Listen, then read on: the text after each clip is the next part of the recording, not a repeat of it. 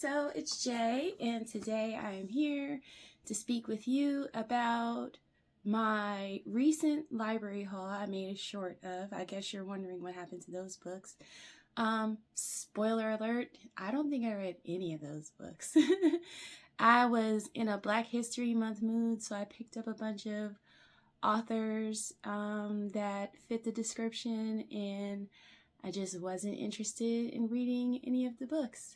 So all those books from the haul are, except for the Garcia girls, yeah, all those books are going back to the library unread. And then I have to pull, this is my library shelf, so I have to pull a few more books that need to go back, but I want to talk about them before I do that. So the first book that's going back is called The Black Church by Henry Louis Gates Jr.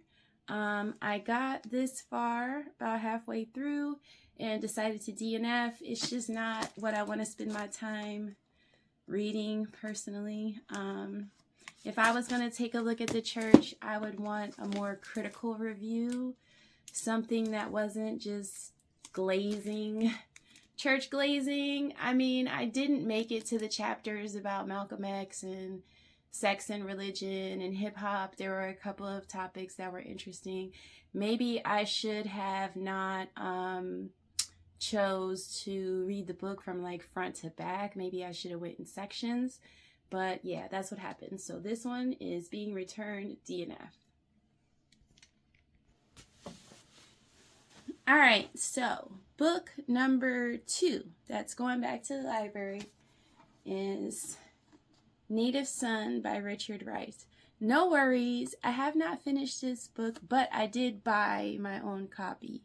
So I have my book now, and I'm just taking the library book back. I started reading this, and there were immediately things I wanted to take notes about, which I have ways of doing that with library books, but this is just something I wanted to own.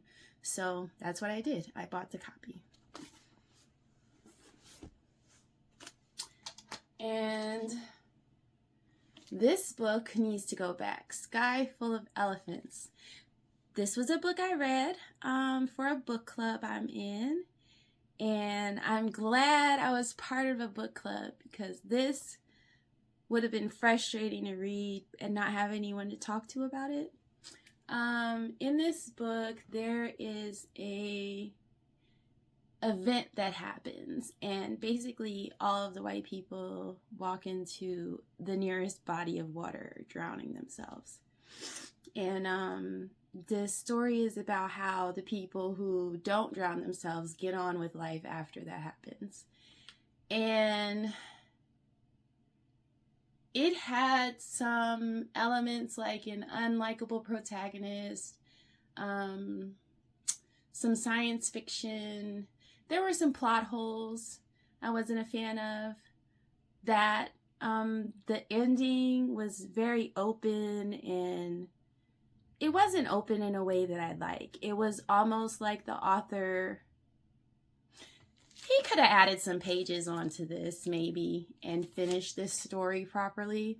I just feel like it wasn't finished. The main character was unlikable. She kept making bad decisions like throughout the book. Like even at the very end of the book, she's making bad decisions. And I'm like, is this girl going to grow or change at all in any way? Is anything that's happening in this book going to affect her in a positive manner? Like, she was so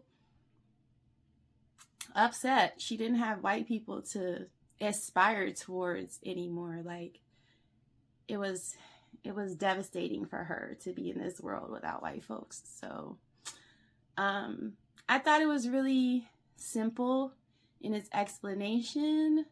And yeah, I only gave this 2.5 stars. Just middle of the road, just an okay book. It had problems.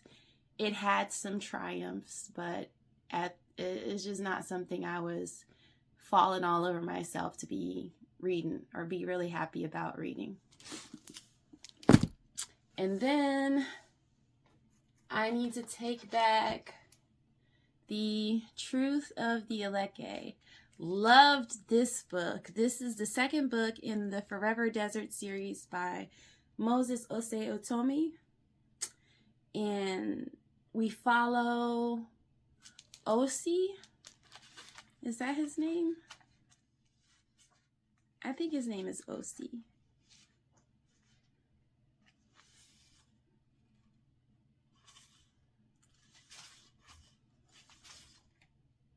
Yep, Osi. So, Osi is a young man who lives in the City of Truth, and they are warned that the Aleke is cruel, the Aleke is clever, the Aleke is... I don't know what the last thing is. The Aleke is cruel, the Aleke is clever, the Aleke is coming. So, yeah, this is good. I can't really... It doesn't continue this... It kind of continues the story, but it's a fresh new story because it's like a lot of time has passed between the first story and the second one. But I love this, and I'm ready for the next book. This is fantasy. This is dystopian. It's futuristic, Afrofuturism, I would say. And yeah, great second installment. Looking forward to the third. This might be the first trilogy I ever finish. Thank God for novellas. Because usually by the third book, I'm like tapped out. I can't do it anymore.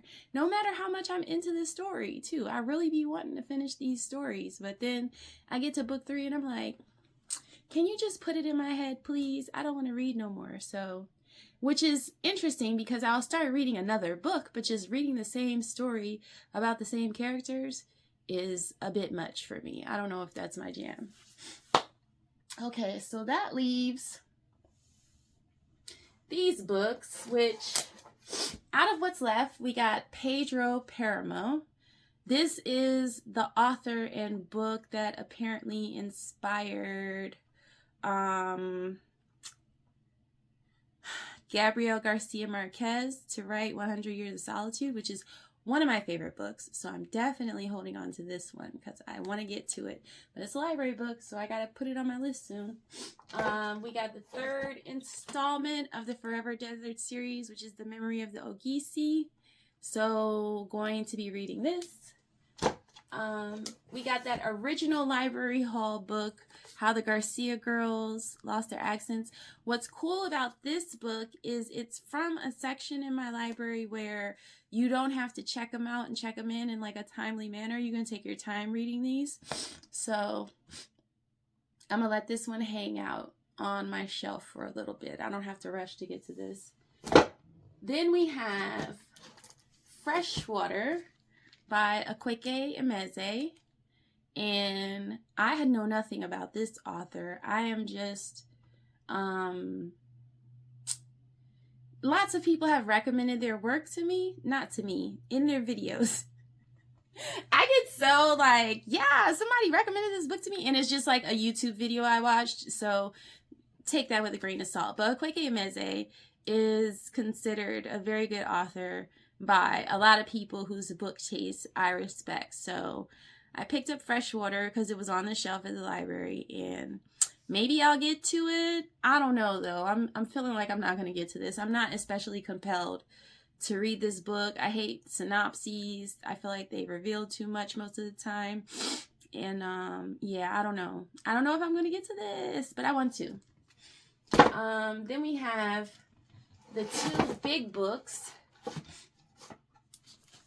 One being 1,000 Times Before, which is like a family saga that I would read for my buzzword reading challenge, which because we have a before and after prompt as well as silhouettes. And I really like how this is a face and this is a face, but also like this is a face.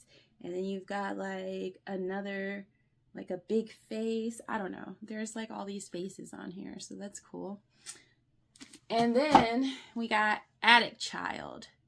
The Attic Child is basically about 2 children that end up in the attic, dual timelines. So one is a long time ago, one is present, whatever time period this book is set in.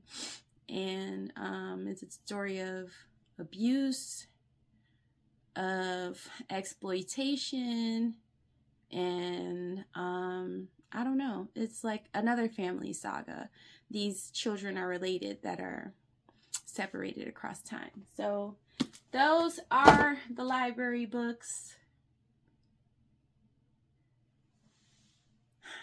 Those are the ones I'm taking back to the library this weekend. And then I have to pick up Jojo Moyes, The Gift, The Giver, The Gifting, Wish? I don't know.